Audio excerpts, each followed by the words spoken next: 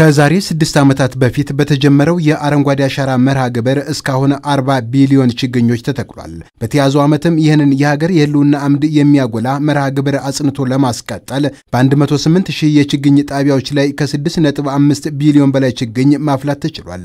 የሀገር አፈር ያበቀላቸውን የእጽዋትና ደን ዝርያዎች ከመጥፋት ለመታደግ ቅድሚያ ሰጥቶ ለመስራት የቆመው የኢትዮጵያ ብዝሃ ሕይወት ኢንስቲትዩትም የራሱን የችግኝ ማፍያ ጣቢያዎችን ተጠቅሞ ለተያዘው ዓመት ብቁ የሆኑ በሚሊዮን የሚቆጠሩ የሀገር በቀል ችግኞችን አዘጋጅቷል። መርሃ ግብሩ ከመተጀመረ ጀምሮ ወደ 13.6 ሚሊዮን አካባቢ ችግኞች ተክለናል። 100 ሺህ 1 ሚሊዮን 2 ሚሊዮን እያልን አሳድገን አሁን 5 ሚሊዮን ዘንድሮ ዓመታችን እቅዳችን 2017 ሰኔ ለተከላ የተዘጋጁ ወደ 5 ሚሊዮን እጽዋቶችን አዘጋጅተናል። ሁሉም ሀገር በቀል ናቸው።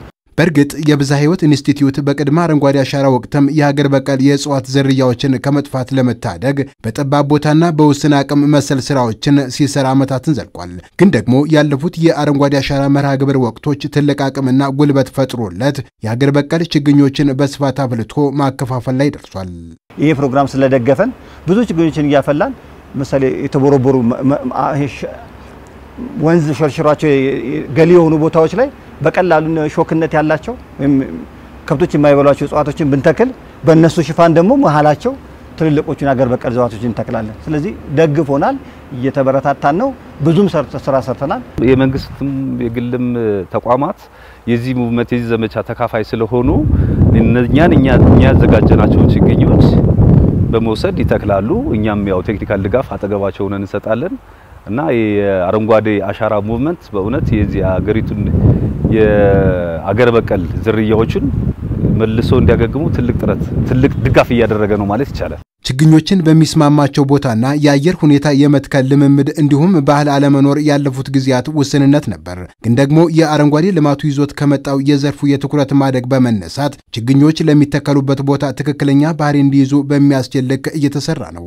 ቆላ ላይ መተከል ያለባቸው ችግኞች ቆላ ላይ መተከል እንዳለባቸው፣ ደጋ ላይ መተከል ያለባቸው ችግኞች ደጋ ላይ እንዲተከሉ፣ ወይና ደጋ ላይ መተከል ያለባቸው ደግሞ ወይና ደጋ ላይ እንዲተከሉ፣ ሶስተኛ ደግሞ ፐርፐዝሊ መሆን መቻል አለበት። ኦብጀክቲቭ ቤዝድ መሆን አለበት። ለምን ዓላማ ነው የሚተከለው?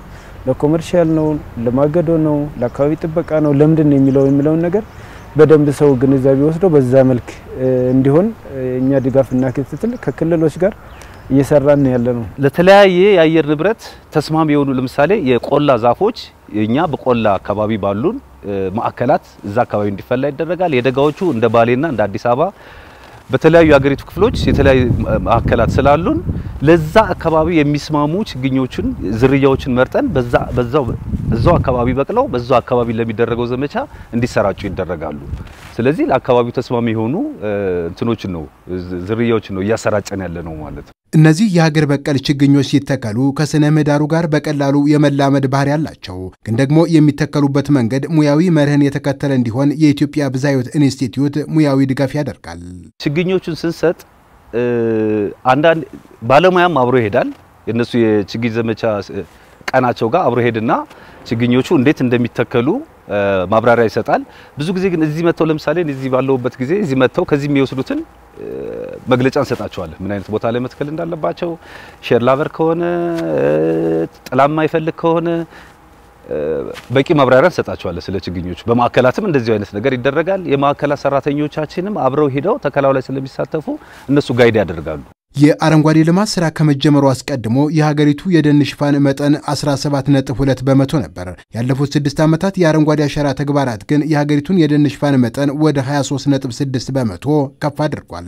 ይህ ደግሞ በብዙ ተጎድቶ የነበረውን መልክዓ ምድር እንዲያገግም በማድረግ የብዝሃ ሕይወትን መጠበቅ ያስቻለ ውጤት በተግባር አስመዝግቧል።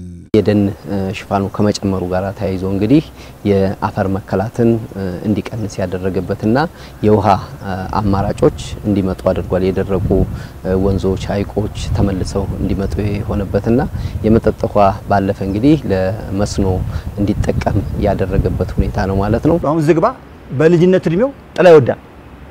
ራሱን ከፍ እስኪያደርግ ድረስ በጥላ ስር ቢያደርግ ቶሎ ፈጣን እድገት አለው። ከዛ በኋላ ባህር ዛፍ ውስጥ ታስነግድለት እሱ ዶሚኔት እያደረገ ይሄዳል። ያበሻ ጽድም እንደዛው ይሄ ነገሮችን ከነገርካቸው እስከ ስር ተከተከርካቸው ሰርቫይቭ ያደርጋሉ። በዛን ጊዜ ለውጥም ያያየንበት ነውና ከቨሬጁም እየጨመረ ነው። እንዳጠቃላይ እንደ ሀገር በፊት ከነበሩ መጠኖች ሁሉ እድሉ ገጥሞኛል። ሁሉንም ክፍለ ሀገሮች የማየት ሀገሮቻችንን ከቨሬጁ እየተጨመረ ነው የሚለው በተግባር አይቻለሁ። አንድ ምስክር ልሆን ይችላል።